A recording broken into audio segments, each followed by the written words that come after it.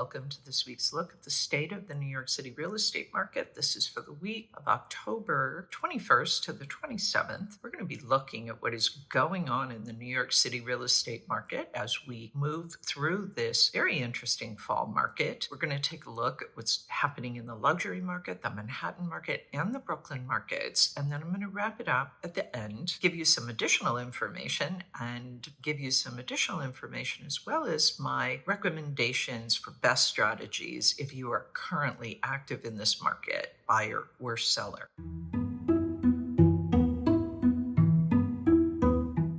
We'll start with the luxury market. There were 26 contracts signed last week. That is 7 more than the previous week. Luxury market continues to have a strong showing these days, these months. The number one contract was the 6th floor at 140 Jane Street. It was asking $40,500,000. This condo has almost 7,900 square feet. It includes 5 bedrooms, 4.5 bathrooms, plus a conservatory, which has a stone floor and sliding glass doors. A 45-foot living room and a 17-foot dining room with almost 10-foot ceilings faces the Hudson River. A gym with a sauna and lounge open onto a 181 square foot balcony. The primary suite has an office and 2 dressing rooms. This 11-story, 14-unit building was designed by BKSK architects, and amenities include doorman, porte cochere, automated parking garage, a lounge, fitness center, lap pool, and hot tub. The number 2 contract was Penthouse A at 211 West 84th Street. It was asking almost $27 million. So this penthouse, which is being sold off of floor plans, has almost 6,700 square feet. It includes 6 bedrooms, 6.5 bathrooms, a living room, library, dining room, kitchen, and breakfast room, all open onto a 754 square foot terrace. The building is called the Henry. It is an 18-story, 45-unit condo designed by architect Robert A.M. Stern. Amenities in this building include doorman, fitness center, porte cochere, parking, rooftop garden, children's playroom, pickleball court, half-court basketball, a bowling alley, library, and games room. The total weekly asking price sales volume, $269,045,000. Average asking price, $10,347,885. Median asking price, $7,922,500. Average discount from original ask to last asking price, 14%.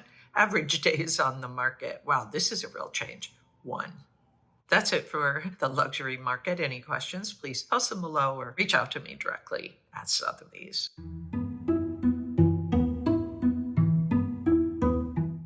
In Manhattan, we saw the supply drop again for the week, almost 26%. 329 properties came on the market. 244 contracts were signed. That is also down a bit, but a little bit less so, almost 12%. Off-market properties down a little over 9%, 157. The supply for the month, 1,483 new listings came on the market. That is down a little over 21%. Contracts signed, 948, up almost 29%, which is nice to see. Off-market also rose for the month, 642, up just a little over 28%. This market pulse reading, we're up a little bit from last month, a little over 1%, up almost 3% from last year, but we continue to be in this kind of neutral, balanced market. Looks to be rising a bit, showing signs of strength. Not as much new inventory coming on, more contracts being signed. The liquidity pace chart, this 30-day moving window of contracts signed, 948, that is up a little over 33% from last month, up almost 25% from last year. That's it for Manhattan. We're going to shift now, take a look at Brooklyn, then I'm going to wrap this up and give you my recommendations. If you are an active buyer or seller in the New York City market, you're definitely going to want to stick around so that you can be informed to make the best possible decisions.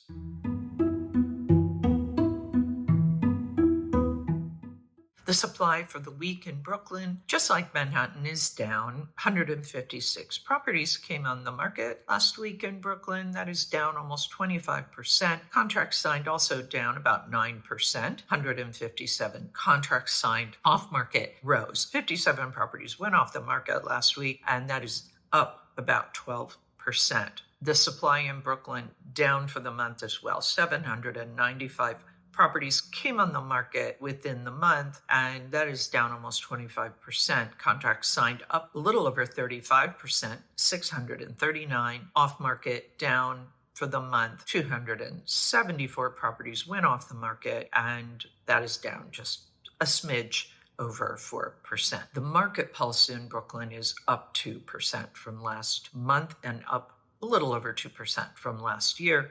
Again, remaining in this neutral market, we are seeing an increase in contract signing. We are seeing a kind of a decrease in new listings, and we're also seeing properties going off the market. So that is changing the balance just a bit, but overall, we're still in a neutral place, just as we are in Manhattan. The liquidity pace chart for the month, 639 contracts signed. Again, that is up 42% from last month, up almost 35% from last year. That is it for Brooklyn. As always, post your questions below. So where is this market at in New York City as we move through this fall period, which is historically our second most active time of the year? Definitely seeing some signs of life. The luxury market, 26 contracts signed at $4 million and above. That is up 7 from the previous week. 9 of those were in the trophy category, so not bad there. Condos, 21. Co-ops, 2.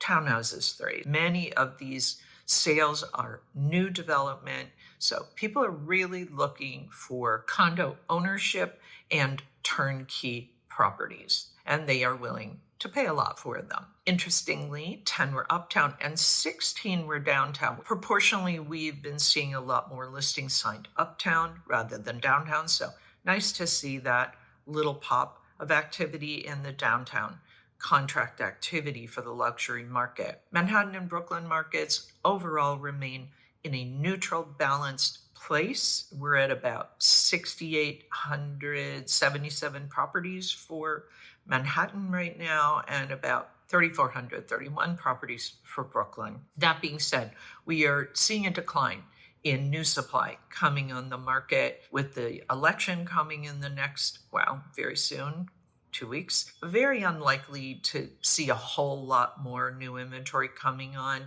We may see some coming on after the election. I guess just remains to be seen. Contracts signed in Manhattan and in Brooklyn were down for the week, but overall, kind of up for the month in both Manhattan and in Brooklyn. And in the off-market properties in Manhattan, it was down for the week, up for the month. And in Brooklyn, it was just the opposite, up for the week and down for the month. We see sellers who are not getting what they need out of this market, taking their properties off the market, taking a break, maybe doing something else with them, renting them out or continuing to use them, or maybe they're just taking a little break and they'll be bringing those properties back on the market in the spring, and they may be bringing those properties back on the market next year in time for the spring market.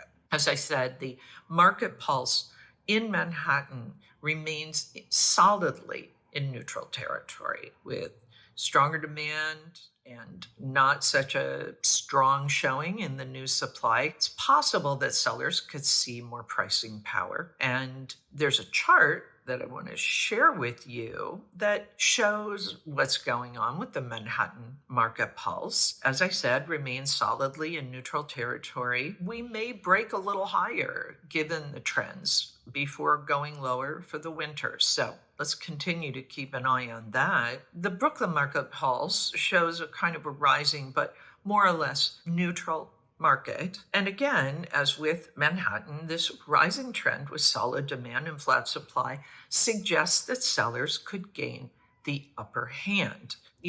Markets can turn very quickly. We've seen that before. Hard to say whether that's going to happen here, but there are some trends that are suggesting that we could see a bit of a shift in the coming days. So, what does this mean if you are a seller in this market? There is stronger demand, so you may begin to feel that you have a bit of an advantage. However, this is still a challenging listing environment. And so do keep those asking prices in alignment with current market conditions so that you can get the traffic and the offers that you need in the beginning of being on the market rather than lingering on the market and taking a hit on your prices. Because we all know, or you should know at this point, because I talk about it a lot, that the longer you sit on the market, the less your property is worth. So try to get those contracts signed,